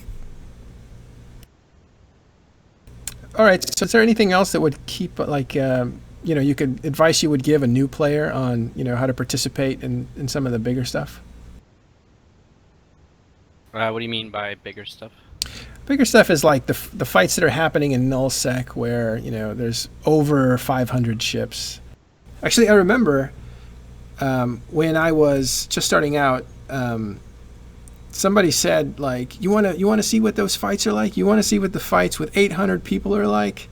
Then you got to do this sort of thing. And I think we were putting up a tower or something. And I thought, oh my God, 800 people, that's a lot of people. Like that to me seemed to be the threshold of what a big fight was. Yeah, in my opinion, it's never been easier to get in on the quote-unquote big stuff. Like with Horde is a great example. They get out, they do all kinds of they might not use the best or most expensive ships, but they definitely do something with their new players, even if they are lower SP or whatever. They definitely still relevant. Same could be said about maybe Karma Fleet, even though they're on the other side. Same could be said about kind of the other thing on the other side. But I think the big, giant, huge fights are a little overhyped. Well, the tie-dye's killer. The tie-dye sucks. The enjoyment is once it's all finished, because you're like, you can, see what happened, what the outcome was, and just kind of be like, well, I was in that, I was there. But the best fights are like the ones where it's like, you got like a couple fleets fighting each other, maybe 100, 150 people in each one, so you get like the 400-man total people in a fight. Because there's no tie-dye, it's not super crazy with all this stuff you're trying to look on your overview and manage, and just things happening. It's a lot more focused. You can get your fighting in, and it's really exciting and fun, but it's just not so overwhelming with just random crap that going on everywhere. Well, I mean, that's certainly one of the goals, right, of the FozzieSov system, was to spread these battles out, right? That it was more about grid control, especially if you're doing something where you're going into the to the command nodes phase of the sovereignty stuff, where it's spreading it out over a constellation. Now, it doesn't mean that a battle is not necessarily going to take place, in a specific place, right? Whether it be on some sort of choke point to those nodes, or at one, or wherever, right? But the goal was to create a system where you could spread these things out. That if you park your fleet someplace, somebody else can be moving around and be more mobile. I don't know that we've quite seen that fully play out, in this recent war. Other than really early on, but. Well, I mean, from all the new Sov mechanics, from all the Entosis fights and capturing stuff that I've been in, it wasn't like those kind of fights that I was saying earlier. Like, mainly it was just like small little guerrilla groups of a handful of people running back and forth, hitting nodes, interceptors. It's kind of more like just shadow skirmish stuff as opposed to just solid fights happening. So I don't know if the new Sov mechanics really achieved that, decent sized fights, but more spread out. It's kind of just more. Does seem like more busy work for less experienced people. Like, it seems like Horde's doing a lot of the work. I may be wrong about that, but the old players don't really want to Entosis things. They're kind of waiting around for the bigger fish. But they're still there, though, right? I mean, or they're still. Well, is that a remnants of the war? Like, did they come back for these big fights that really never materialized? Like, there was a couple of promising ones. There was big activities. There was big betrayals. There was big news. And then, besides a cleanup effort and, taking out a few capitals from FA or whoever else was not FA, but FCON, whoever else was kind of being a little bit sloppy, there wasn't really much else to stick around. Like, let me ask Kelmec, are the guys that came back for the war, are they still around? I mean, it's kind of 50-50. A lot of them, a lot of people came back. I probably know 8 or 9 people that had since quit even a year or more ago that came back, and I would say 50 I don't know, probably 50% or more of them stuck around and still playing. Oh, that's pretty good. I noticed Soho Torres is back. Yeah, it's like he's a prime example. He hadn't been playing for I don't know how long, like 8 months or more, something like that. And he's still play. He's actually one of the more active people. Yeah, last time I saw him was Delve, before the Fountain conflicts. Actually, right after jump changes, probably. I also want to say that it's hard to look at this particular theater up here, right? Where this war is going on with the amount of forces that are there, whether it be still on the Imperium side or really MBC, wherever they've kind of semi-dispersed to, but can still get to where they need to be at any given time, right? There's a whole bunch of other map out there where small to mid-sized fights can absolutely take place. So, yes, we talk about war that exists right now and 2,000 people showing up in system a couple days this week, but elsewhere out there on the map there's there's skirmishes going on that are not these tie-dye battles. Yeah, and what may be a big fight for the entities who are involved. Well, that's true. I think maybe we're maybe now if they aren't 800 people, they're not really a big fight, or worth signing in for. I don't know. I will say CCP has done a good job at maybe not getting rid of, but mitigating tie-dye, like the T3 server hardware and the Brain in a T3 box. tranquility, whatever and brain in a box. That is, you can definitely have a much larger fight. At times, it seems like sometimes it works really well, and you can have a nice big fight, and other times it's just like it was. But Yeah, I've also for the noticed. most part, Go ahead. I was just gonna say, for the most part, you can have a much larger fight with less tie-dye. Doesn't it seem that tie-dye has changed? Like it used to hit like 2 systems before you got there. And now if you warp away from where all the people are inside the same system, you free up all your stuff. Everything starts cycling. Partially related to the whole brain in the box thing, and Yeah, it's changes they made. it's the amount of power that they put on the nodes and brain in a box combination. I don't know where one stops and the other one takes over, but it does seem like tie-dye is restricted to the grid, where it used to be the system, if not the system and the systems near it. No, it definitely seems like that, especially like or the biggest example of that I can think of recently, anyways, was that fight where we fought the CFC on the gate the other day when GigX came in with the nightmares and stuff. When we warped off grid, there was still 800 plus, maybe even 900 people in local, but when we left the grid, the tie-dye pretty much dissolved from local. How many people were left when you left the grid? A lot of people had already warped off, but the tie-dye was still at maybe 60 or 70%, but when we hit warp, it was just 0. Oh, wow. So I think it was us, PL, and Tissue left on grid, maybe. I think Test was there as well. So when you have these coordinated strikes, I'm going to get back into the war for a little bit. There's some questions I had about how it actually works, because you have multiple organizations that have their own FCs and their own personality working together. Like, is FC kind of taking the lead? Sorry, is PL kind of taking the lead, and NC is just kind of a supporting alliance that, we kind of defer to their FC, whatever they have going on? Can you repeat that real quick? I was paying attention. How does to your wife? That's probably better than listening to me. But how does the relationship between PL and NC dot work in a situation like this? Is PL kind of running the fleets and NC dot is kind of taking care of supporting roles? No, it's like I mean, we work together, as much as you can imagine. Like, if we need something and they're able to help, then they help, and if they need something we're able to help, then we'll obviously help. So I see. So we have separate agendas, we're doing separate things, and then if we need help, we kind of call them in. So if we're the ones that initiated something, then they come in, then we're the ones that are kind of calling the shots, saying we need help over here or over there, kind of thing.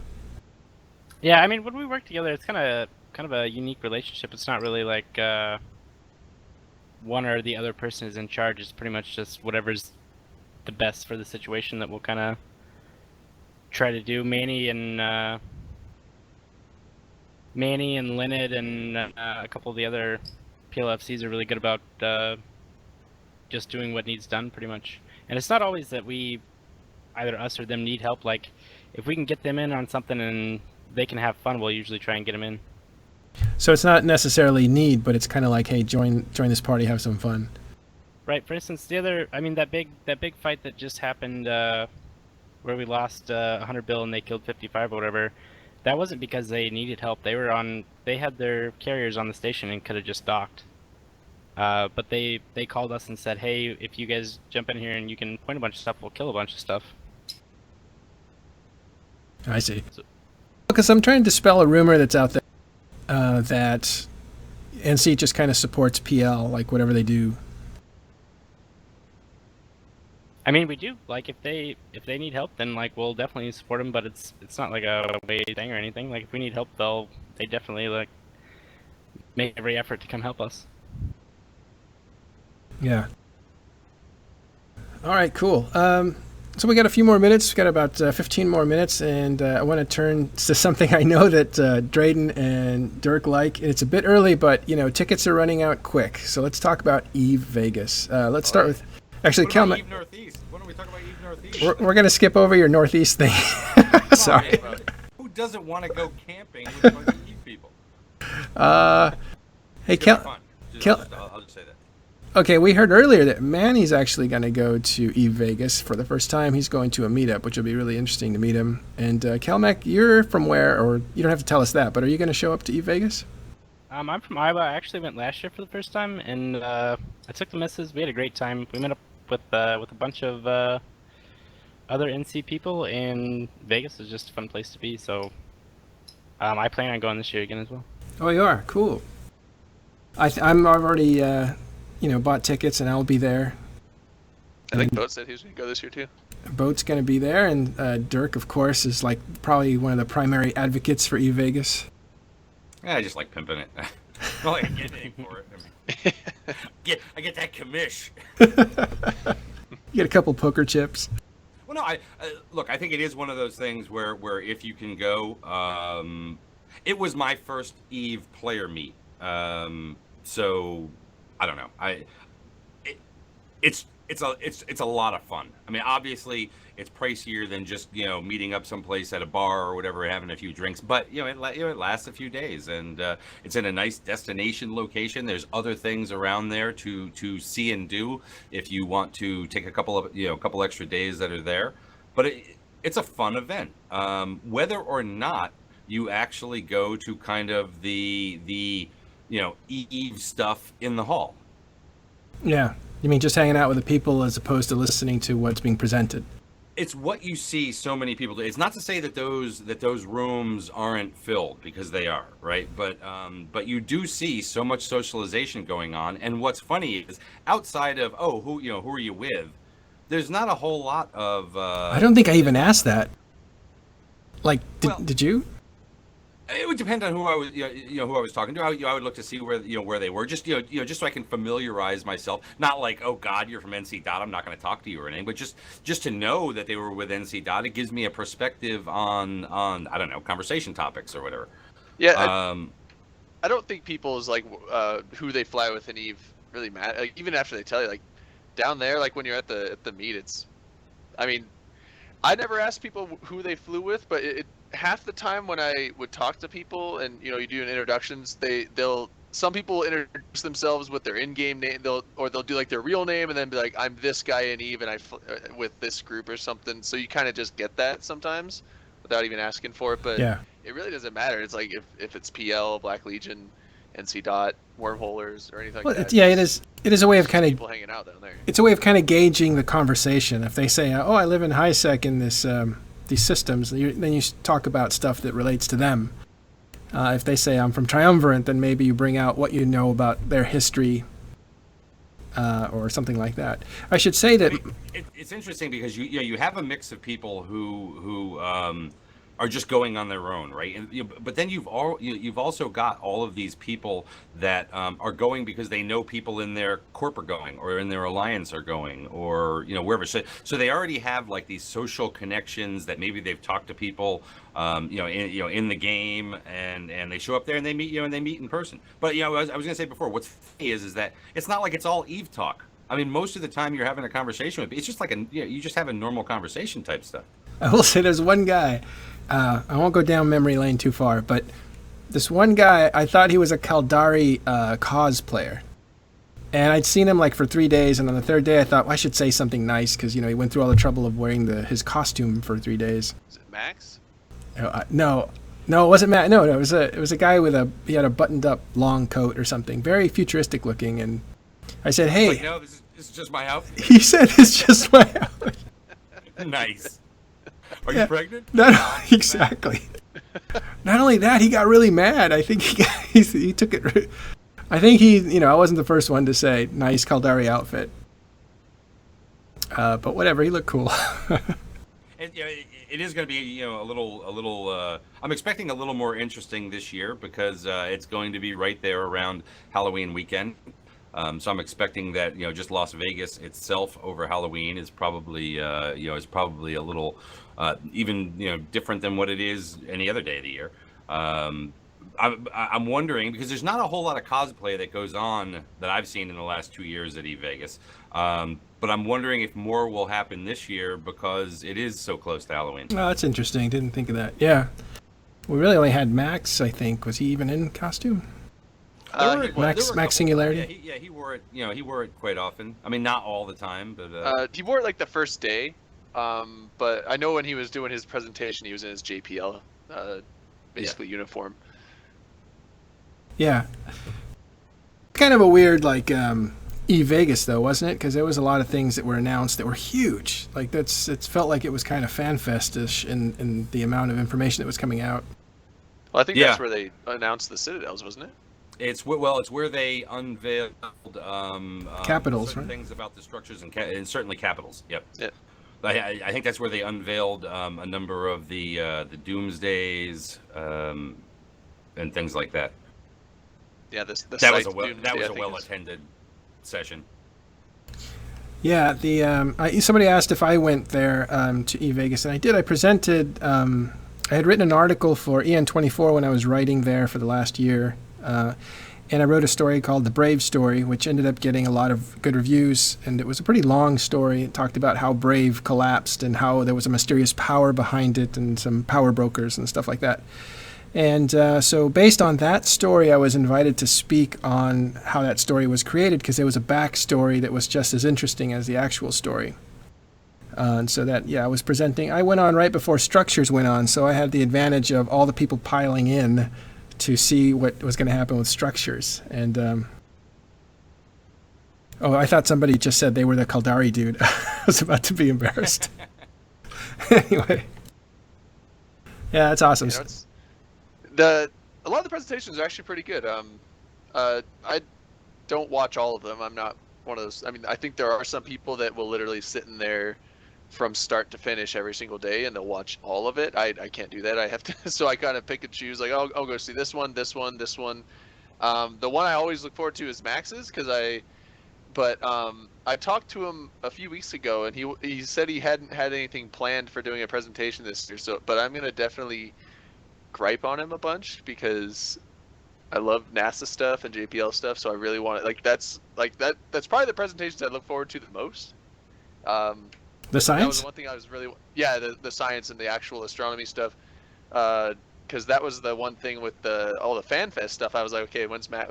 Like that was the one I really wanted to see. So I'm gonna really try and make sure that he does another one of those. When TMC publishes science articles, do you read those? Yeah, absolutely, yes. That's awesome because that's one of the. There's very select few that read those. It's always almost the same amount of hits. Like it's almost the same people reading them, and it's a lot less than the political stories or the social stories that come out of Eve and stuff. So it's kind of interesting. Yeah, no, I'm one of those weird people. Everyone else they'll be watching like House of Cards and Walking Dead. It's like I don't really watch TV. I watch documentaries and videos off of NASA's website, stuff like that. That's the stuff I like to watch. But you're all right. Last year, because of the things that they were ending, did seem like they were upgrading the level of content, right? That they feel like they want to have some sort of release stuff. So it will be interesting to see if they follow up on some of that this year. I would expect that there will probably be some announcements there. Yeah, I think they've already said there's going to be announcements there. Like, or I don't know if they've said that, but because it's early, they haven't said anything about announcements in just about it at all. There are always announcements. Yeah, they're kind of putting things through all year long. But whether they're on the scale of the fighter changes, where it felt like a real unveiling of something, might be different. Who knows? Maybe it'll be some of these future structures. Well, yeah, because they've said those mining structures will be out in the end of the year, so it'll be about that time. Doesn't that feel slow to you, though? Like, wow, we're just going to get, mining structures? Like, doesn't that feel like that stuff should be out? What do you think about the structures, Kelmac? I mean, I'm pretty stoked for them. Obviously, everybody wants it to be out right now, but the dudes at TCP are good guys, and they can only work so fast, so understandable. On that note, though, I'm going to take off, so... Oh, I lost him there. Did you guys hear? I know you're going to take off. That's all I heard. Oh, I said thanks for having me on the show. Yeah, is that operation still happening? It's just winding down now. Okay, good. Do you know what the results were? What happened? They killed the Astra House and then warped a Chimera out of a POS somehow and killed it. Goon one, I think. Oh, so they got a little bonus. Yeah, they got like a thanks for coming present. Well, and on that note, thanks for coming. Appreciate you showing up on the show. Yep, anytime. Appreciate it. All right. Thanks, Comic. So Marsha Mallow actually just said in chat that on the Celine podcast with Manifest and Falcon the other day, that they actually mentioned that they are deliberately holding some stuff back so that there are things for some of the major Eve meets that they can do. Thank you, Marsha. Thank you. That's what I was thinking. I knew I heard it somewhere. Yep. What I'll say is this, right? So I think there were some things that actually got released, or at least spoken about in more detail at Amsterdam last year. I don't remember about Eve down. There were leaks. Does that count? Leak. We heard all about capitals. But yeah, so it'll. I would definitely expect there to be something around, and it would be a good time, right? E-Vegas is about 6 months following FanFest, so if there is something, maybe maybe they do hold it back. Yeah, I want to say though, also our guest from earlier from Hard Knocks told me that they had destroyed the, what is it, Fortizar? Fortizar, yeah. Fortizar that they were after, and it looked like that was all a success. So looks like things are blowing up, even though they announced on the 07 show how many of these things were blowing up, and it wasn't as many as I thought. There was a survival rate in the 90s for these things, right? Yeah. How's because depending on where they are, I don't know. Maybe there's more that we know about in, especially on the medium side or even the large. I don't know. In wormholes where you just don't hear about them. The ones in high sec, we've heard about some that are being destroyed there, but there's a lot of systems in high sec that maybe more of those are standing up. I mean, especially in high sec, you've got to have groups that are motivated to go do it, right? Because they've got to contend with the war deck mechanic there, and I don't know. You're going to see these things really, really spread. So somebody was saying a year from now they're going to blanket the sky. Probably in some systems down there they are. Yeah. Well, I mean, I was saying that I think they'll be like posses, just kind of all over the place. Maybe not in every single system, because there's just going to be some systems that no one. Remember, there can be more than one in one system, so it's like. Right, yeah. I mean, and you can just put. They're not tied to moons anymore. Exactly. Yeah.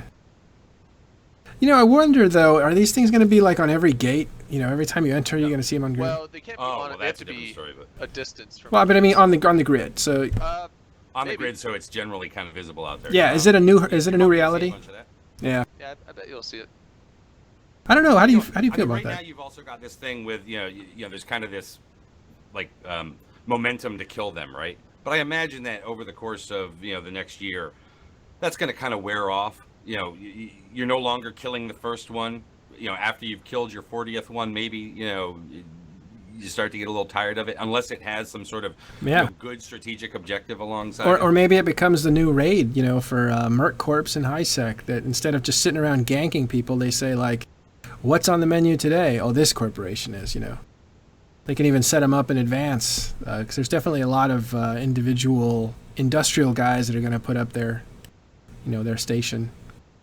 One of the things that I think we talked about it last week, about the Citadel that died in Perimeter. One of the things I found interesting about that was he apparently had the money and contacted the mercenaries to try and put up a defense fleet, right? But the mercenaries wouldn't do it because apparently they're blue to each other, and there were other mercenaries that were coming to, which I do find kind of a terrible amazing. Mercenary. It's totally like if you want to be a mercenary, you need to be able to just shoot whoever you get paid to shoot. I thought that's... And especially on that one, you would have almost thought that one of the mercenary groups would have said, look, for this one, guys, we're going to take the contract because we think it'll be cool to have a fight on the first one to die here. Yeah. Or just maybe make it to where, like, oh, you want us to contract against that group? Well, it's going to cost a little more. But if the money's right, we'll shoot anybody. Well, it's just mercenary code of conduct. I don't know. That's the thing, though. If these guys are blue to each other, it kind of locks up that whole play style, doesn't it? Because now you can't counter what's being thrown at you. Merc Hunter. Yeah, like they're not. It's not to say that all of them are, but maybe the significant ones are, and then maybe the ones that aren't significant say, yeah, we don't want to go against them because they bat phone in these, two other ones or whatever. Like, are you going to see, the kings of Merc Warfare inside a high sec that are going to kind of take out these things, and they really can't be countered in high sec? Oh, I don't know. I mean, I hope that you do see that these are a target for the war deck groups that are down there, right? That maybe they find a way of getting more enjoyment out of killing citadels than they do, say, out of miners or the other targets that they have tended to go after over the years. At least this adds something that seems like it should provide a level of war deck enjoyment. Well, yeah, I was gonna say it'd be more fun because a lot of times when you get the high sec war deck groups, they're just hell camping people that they're out to war deck. They're not, and half the time that's just them sitting there on watch duty. But now if they, if the group has a citadel, if the group they're after has a citadel, now they actually have something to go kill, so that they have an actual agenda, something they can actually look forward to, and know that there will be a result, either them getting blown up or them killing it. And it will be interesting once we see one of these citadels, and maybe we already have, and I just haven't heard that it's got a whole bunch of orders up yet. But once we see somebody making money off of these, like maybe market orders start shifting over to them and things like that, right? Will competition come in and look to take out their competition in a way other than just competing based on tax rate?